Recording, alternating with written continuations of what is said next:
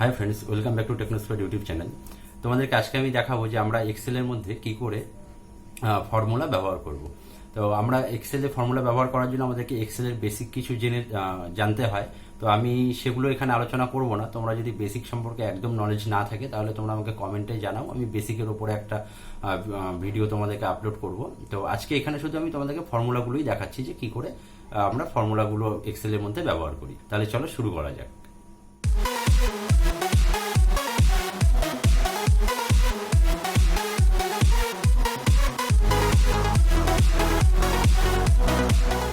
তো তোমরা কম্পিউটার স্ক্রিনে দেখতে পাচ্ছ যে আমি একটি এক্সেল ওপেন করে রেখেছি। তো এক্সেলের এই যে জায়গাতে আমরা কাজ করি এটাকে আমরা শিট বলি। মাইক্রোসফট ওয়ার্ডের যে জায়গায় কাজ করি সেটাকে আমরা ডকুমেন্ট বলি। তো আমরা এক্সেলের এটাকে শিট বলে থাকি। তো এই শিটে আমরা দেখতে পাচ্ছি বিভিন্ন রকম ছক করা আছে। তো এই লম্বা যে ঘরগুলো আছে এটাকে বলা হয় কলাম, আর এই কলামগুলোর নাম দেওয়া আছে উপরে ABCD এভাবে। আর একই রকম আমাদের এই দাগগুলোকে বলা হয় রো। তো এই রোয়ের নাম্বারগুলো আমাদের বাঁ পাশে দেওয়া আছে। আর প্রত্যেকটা ঘরকে আমরা সেল বলবো।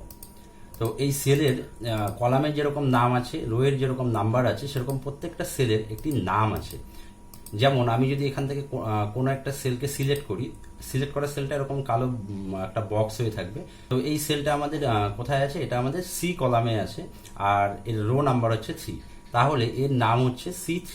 তো এই প্রত্যেকটা সেলেরই, যেমন এই সেলটা আছে ডি কলামে আর নাম্বার হচ্ছে 4, তাই এর নাম হচ্ছে D4। তো এই নামগুলো আমরা দেখতে পাই হচ্ছে এই বক্সটাতে, আমরা এখানে নামগুলো দেখতে পারবো। যেটাতেই ক্লিক করি না কেন নামগুলো এখানে চলে আসবে। আর এছাড়া আমাদের এর পাশে একটা আছে FX দিয়ে একটা বক্স আছে, এটাকে বলা হয় ফর্মুলা বার। তো আমরা এখানে যদি কোনো কিছু লিখি তাহলে সেই জায়গাটাতে দেখা যায়। তো নর্মালি এখানে আমরা যখন ফর্মুলা ব্যবহার করব তখন এখানে ফর্মুলা দেখাবে, আর আমাদের এই সেলের ভেতরে তার ফর্মুলার ভ্যালুগুলো দেখাবে, আর ফর্মুলাটা দেখাবে হচ্ছে এই বক্সের ভেতরে। তাহলে চলো আজকে কিভাবে আমরা ফর্মুলা ব্যবহার করব সেটা দেখে নিই। তাহলে ফর্মুলা শুরু করার আগে আমি তোমাদেরকে আরেকটা কথা বলে দিই যে আমাদের এখানে আমরা দুভাবে ফর্মুলা ব্যবহার করতে পারি। একটা হচ্ছে আমরা বিভিন্ন অপারেটর দিয়ে নিজেরা তৈরি করে নিতে পারি, যেমন প্লাস, মাইনাস, মাল্টিপ্লাই, এই যে আমাদের অপারেটরগুলো আছে, তো এগুলো দিয়ে আমরা নিজেরা কিছু ফর্মুলা তৈরি করতে পারি। আর হচ্ছে কি, আমাদের কাজের প্রয়োজন মতো আমাদের এই এক্সেলে প্রচুর আমাদের ইনবিল্ট ফাংশন বা ফর্মুলা দেওয়া আছে, সেগুলো আমরা ব্যবহার করতে পারি।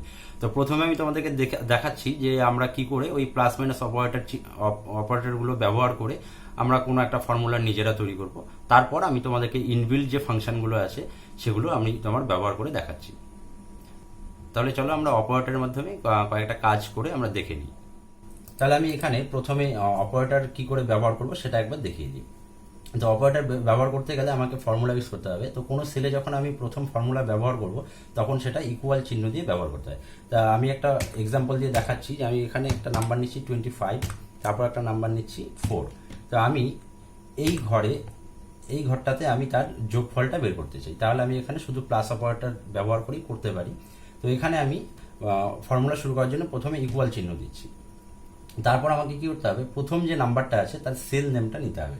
তো প্রথম নাম্বার হচ্ছে আমাদের 25, এর সেল নাম কি আছে? A4। তাহলে আমি এখানে লিখে দিচ্ছি A4। তারপর আমি আমার যে অপারেটর আছে সেটা প্রেস করলাম। এবার আমার নেক্সট নাম্বার হচ্ছে এই 4, এর যা ভ্যালু এর যা সেল নেম আছে সেটার নাম হচ্ছে B4। তাহলে আমি এখানে লিখে দিব B4। দেওয়া হয়ে গেলে আমি এন্টার প্রেস করবো। এভাবে ফর্মুলা লেখা হয়ে গেলে এন্টার প্রেস করলেই তার ভ্যালুটা চলে আসবে।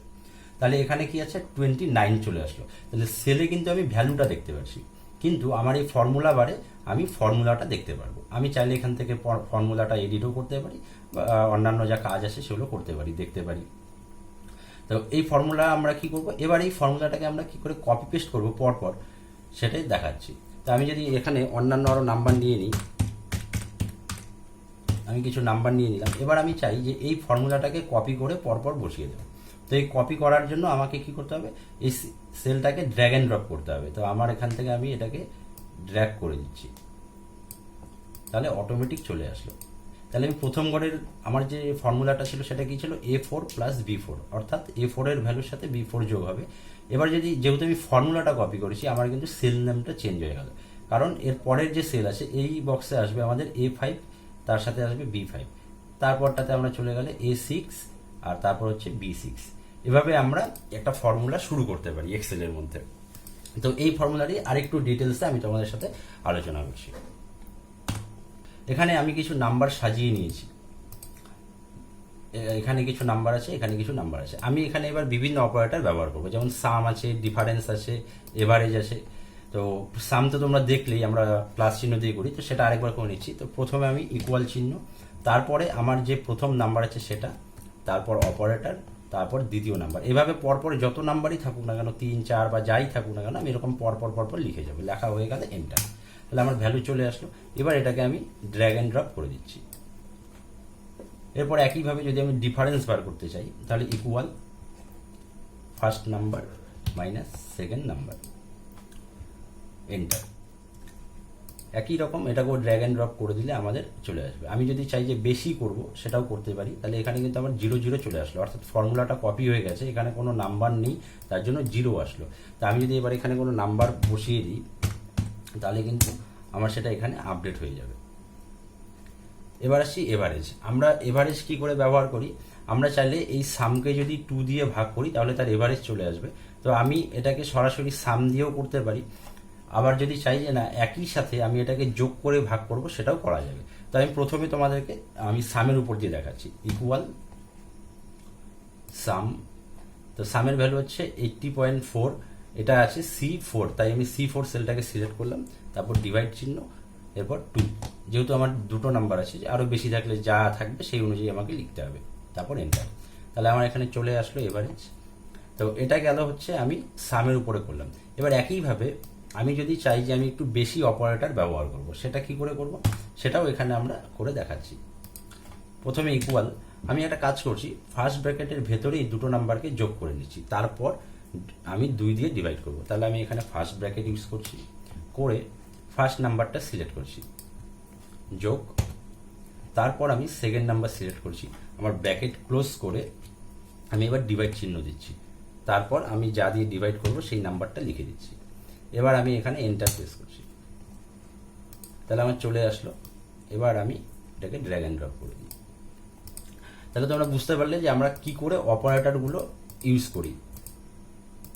তাহলে এভাবে আমি কোনো একটা সংখ্যার বা কোনো একটা ভ্যালুর সিম্পল ইন্টারেস্ট যদি বের করতে চাই, সেটাও আমরা এখান থেকে বের করে নিতে পারবো এই অপারেটরের মাধ্যমে। তাই চলো সেটা একবার দেখে নিই যে আমরা সিম্পল ইন্টারেস্ট কি করে ক্যালকুলেট করব। তো আমি এখানে একটা ছক করে নিয়েছি সিম্পল ইন্টারেস্ট বের করার। তো তোমরা দেখতে পাচ্ছ যে আমি প্রথমে কিছু নাম্বার বসিয়ে রেখেছি। তো অ্যাকচুয়ালি কি হয়, আমাদের সিম্পল ইন্টারেস্ট বের করতে গেলে আমাদের যে জিনিসগুলো দরকার সেগুলো আমরা আগে থেকে লিখে রেখেছি। তো যেমন আমাদের একটা প্রিন্সিপাল ভ্যালুর দরকার আছে, তার সাথে আমার রেট অফ ইন্টারেস্ট কী হবে সেটা লিখতে হবে, আর তার সাথে টাইম। এই তিনটে যদি আমাদের জানা থাকে তাহলেই আমরা সিম্পল ইন্টারেস্টটা বের করতে পারবো। তো এবার আমরা কি করে বের করব সেটাই এখানে দেখাচ্ছি। আমরা জানি যে সিম্পল ইন্টারেস্ট বের করতে গেলে কি হয়, এই প্রিন্সিপাল ভ্যালুকে আমাদের যে পার্সেন্টেজ আছে সেটা দিয়ে গুণ করে 100 দিয়ে ভাগ করতে হয়, তার সাথে ইয়ারটাকে গুণ করব। তো এইভাবে আমরা বের করতে পারি। তো এটাই এখানে আমরা সিম্পলি অপারেটরের মাধ্যমে লিখে দেবো। তো একটা জিনিস আমি বলে দিই, এখানে আমরা 12% লিখে দিয়েছি। তো কম্পিউটারে যদি পার্সেন্ট চিহ্নটা দেওয়া থাকে সেক্ষেত্রে আমাদেরকে ভাগ 100 করতে হয় না, সেটা কম্পিউটার অটোমেটিক নিয়ে নেয়। তো আমি এখানে তোমাদের দিচ্ছি, তাহলে equal principal value into rate of interest into ইয়ার। এবার যদি এন্টার দিই আমার চলে আসলো। আমি যেহেতু এখানে পার্সেন্ট চিহ্নটা দিয়ে রেখেছি তাই আমাকে এখানে ভাগ 100 করতে হলো না। তো আমি এরকমই আরেকটা নাম্বার নিচ্ছি 1।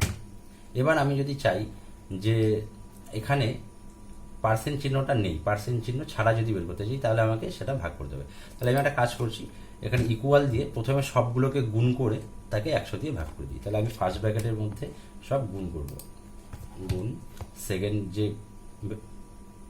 সেকেন্ড যে ভ্যালু আছে সেটা ক্লিক করছি, তারপর ইয়ারের যে ভ্যালু আছে সেটাকে দিচ্ছি, ব্র্যাকেট ক্লোজ, ভাগ 100, এন্টার। তাহলে এখানে আমার চলে আসলো।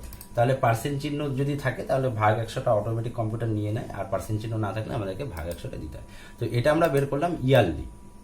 এবার আমরা যদি চাই যে আমার মান্থলি ইন্টারেস্ট যেটা আছে সেটা বের করব, তো তার জন্য কি হবে, এখানে যে আমি রেট অফ ইন্টারেস্টটা কিন্তু ইয়ারলি লিখে দিয়েছি, তাহলে আমাকে কি করতে হবে, এই ইন্টারেস্টটাকে 12 দিয়ে ভাগ করে তার যে ভ্যালুটা আছে সেটা দিয়ে ক্যালকুলেট করতে হবে। তো সেটা একবারে আমি এখানে করে নিচ্ছি, ইকুয়াল আমার প্রিন্সিপাল ভ্যালু গুণ, এখানে আমি ব্র্যাকেটের মধ্যে আমার এই যে ভ্যালুটা আছে সেটাকে 12 দিয়ে ভাগ করে দিচ্ছি। তাহলে এটা সিলেক্ট ভাগ 12, তারপর গুণ করে আমার যা ইয়ার আছে সেটা দিয়ে দিলাম। এখানে কিন্তু আমি এই ভাগ 100টা দিয়ে দিই, তার কারণ এখানে পার্সেন্টেজ চিহ্নটা আমার অলরেডি আছে। তাহলে আমার চলে আসলো 10। তো একইভাবে আমি এরকম পরপর আরও যদি নাম্বার নিই, এখানে আমি পরপর আরও নাম্বার নিচ্ছি, এটাকেও চেঞ্জ করে দিচ্ছি 14, 12, 10। এখানে আমি ইয়ারগুলো চেঞ্জ করে দিচ্ছি 3, 5, 7। এবার আমি এটাকে ড্র্যাগ অ্যান্ড ড্রপ করে যদি টেনে দিই তাহলে তাদের যা ভ্যালু আছে সেইগুলো চলে আসবে। আচ্ছা, এখানে আমি পার্সেন্ট চিহ্ন দিইনি, তার জন্য বেশি এসছে, এটাকে আমি পার্সেন্ট চিহ্নটা দিয়ে দিই, তাহলে ঠিক হয়ে যাবে। একই রকম আমি এটাকেও যদি টেনে দিই তাহলে আমার যা ভ্যালু আছে সেটা চলে আসলো। তাহলে তোমরা দেখলে যে আমি অপারেটর কি করে ব্যবহার করলাম। তো এভাবে তোমরাও প্র্যাকটিস করো অপারেটরগুলো। আর এবার আমি তোমাদেরকে কিছু ইনবিল্ট ফাংশন নিয়ে কাজ করে দেখাচ্ছি। আমাদের এই এক্সেলে প্রচুর ইনবিল্ট ফাংশন আছে। আমি প্রথমেই তোমাদেরকে বলেছিলাম বিভিন্ন টপিকের উপর, যেমন আমরা টেক্সটের উপরে যদি কোনো কাজ করতে চাই, বা যদি কোনো নিউমেরিক নাম্বারের উপরে কাজ করতে চাই, বা ডেট অ্যান্ড টাইম, এরকম প্রচুর বিভিন্ন টপিকের উপরে আমাদের অনেক ফাংশন আছে। তো সেগুলোই আমি তোমাদেরকে অল্প কিছু ব্যবহার করে দেখাচ্ছি যে সেগুলো আমরা কি করে ব্যবহার করি। তাই চলো সেগুলো দেখে নিই। তোমরা দেখতে পাচ্ছ এখানে আমি লিখেছি ম্যাথ বা নিউমেরিক ফাংশন, মানে আমাদের ইনবিল্ট যে ফাংশনগুলো আছে ম্যাথের বা নিউমেরিকের, সেগুলো আমি ব্যবহার করে দেখাচ্ছি। আমি এখানে 3টে নাম্বার নিয়েছি, এই 3টে নাম্বারের উপরে বিভিন্ন ফাংশন ব্যবহার করে তোমাদেরকে দেখাচ্ছি। প্রথমে আছে সাম। তো তোমরা অলরেডি সাম কিন্তু জেনেছো যে আমি প্লাস অপারেটর দিয়ে করেছি। তো এখানে আমি অপারেটর ব্যবহার করব না। অপারেটরের একটা অসুবিধা কি আছে, মনে করো আমার এই নাম্বারগুলো এখানে 3টে আছে বা 2টো আছে, আমি করছি, কোনো অসুবিধা নেই। কিন্তু এরকম যদি 100টা 200টা নাম্বার হয় তখন আমাকে প্লাস অপারেটরের মাধ্যমে ব্যবহার করতে একটু অসুবিধা হবে। তো তখন আমরা ইনবিল্ট ফাংশনগুলোকে ব্যবহার করব।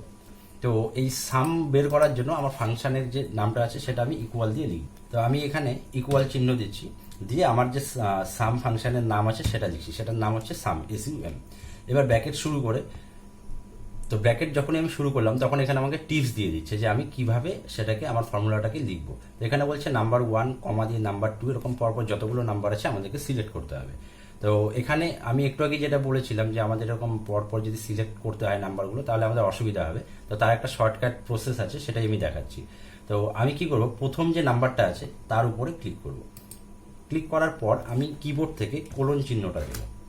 দেওয়ার পর আমার এখানে আবার A4 নাম্বারটা অটোমেটিক চলে আসলো। তো এটাকে আমি চেঞ্জ করে আমার লাস্ট যে নাম্বারটা আছে সেই নাম্বারের সেলের নামটা দিয়ে দেবো। তো আমার লাস্ট যে সেল আছে তার নাম হচ্ছে এখানে C4। তাহলে আমি এটাকে ম্যানুয়ালি ব্যাকস্পেস দিয়ে কেটে C4 লিখতে পারি, অথবা আমি সরাসরি এই সেলের উপরে ক্লিক করতে পারি। তো আমি এখানে সরাসরি ক্লিক করে দিচ্ছি, তাহলে C4 হয়ে গেল। তাহলে আমার এখানে সবগুলো নাম্বার কিন্তু অটোমেটিক সিলেক্ট হয়ে গেল। এবার আমি এটাকে ব্র্যাকেট ক্লোজ করে এন্টার দেবো।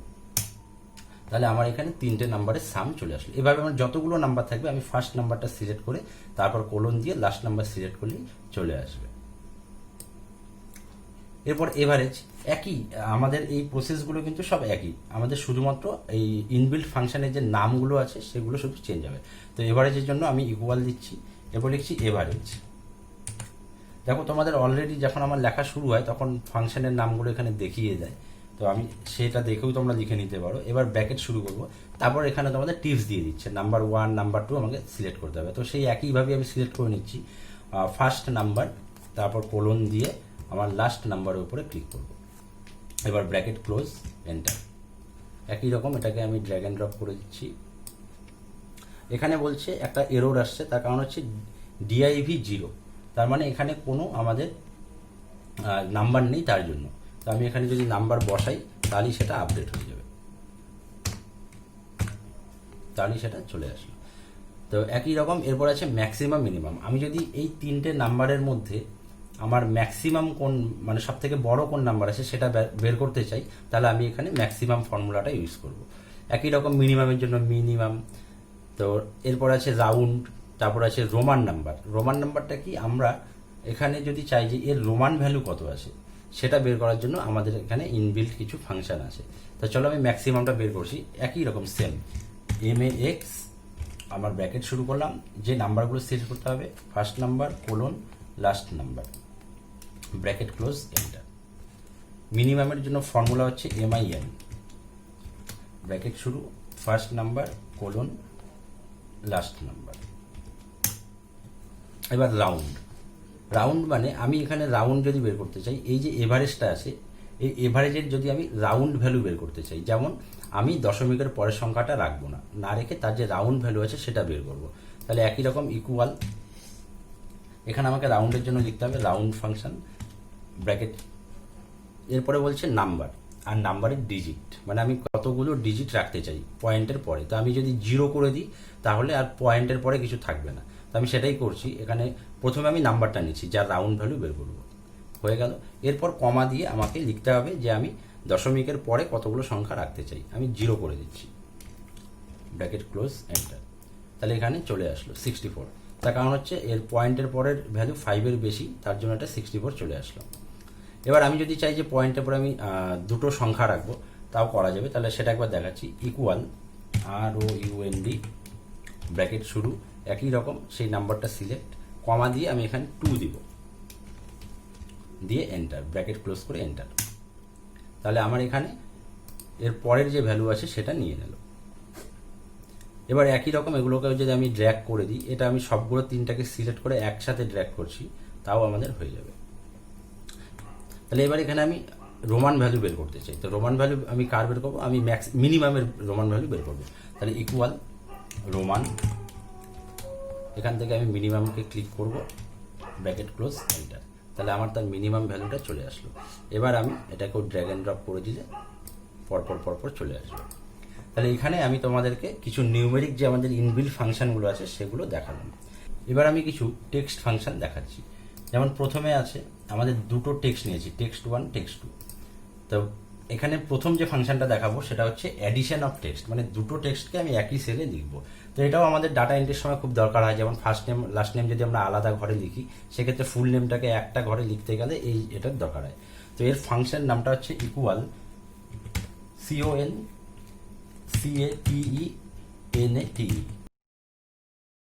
এবার এখান থেকে ব্র্যাকেট শুরু করে আমার যতগুলো টেক্সট আছে সেগুলোকে কমা দিয়ে লিখবো, বা আমরা চাইলে সামে যেরকম করেছিলাম যে একটা সিলেক্ট করে লাস্টে যেটা আছে, মানে একাধিক থাকলে একদম লাস্ট কোলন দেওয়ার পরে লাস্ট যে সেলটা আছে সেটা সিলেক্ট করে নেব।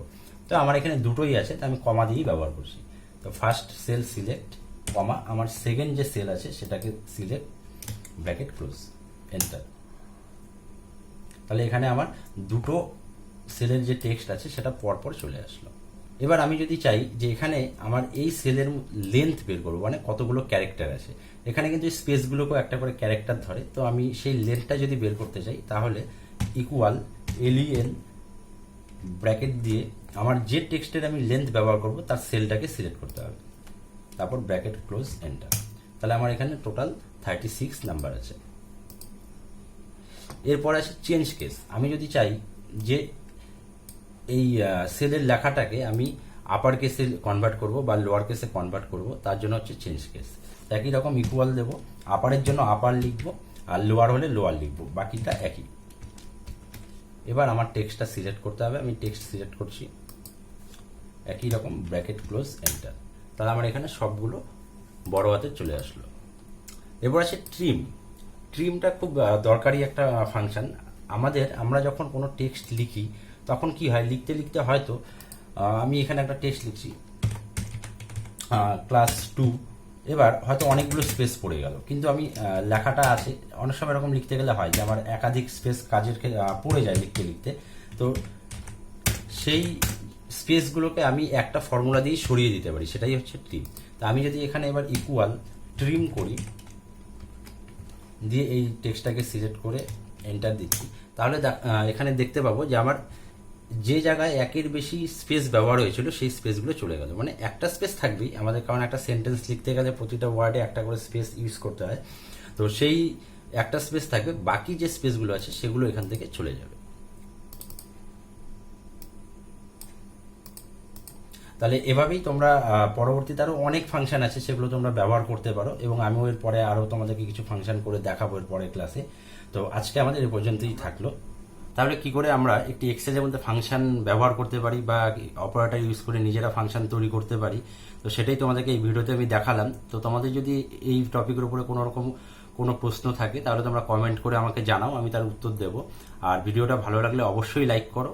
আর যদি মনে হয় যে তোমাদের মতো তোমাদের বন্ধুদেরও এই ভিডিওটা দরকার, তাহলে তাদেরকে শেয়ার করে জানিয়ে দাও। আর সাবস্ক্রাইব করে না থাকলে চ্যানেলটিকে সাবস্ক্রাইব করে নাও, আমি এরকম প্রয়োজনীয় ভিডিও আপলোড করতে থাকবো।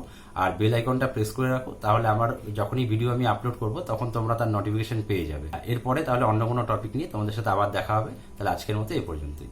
Thank you.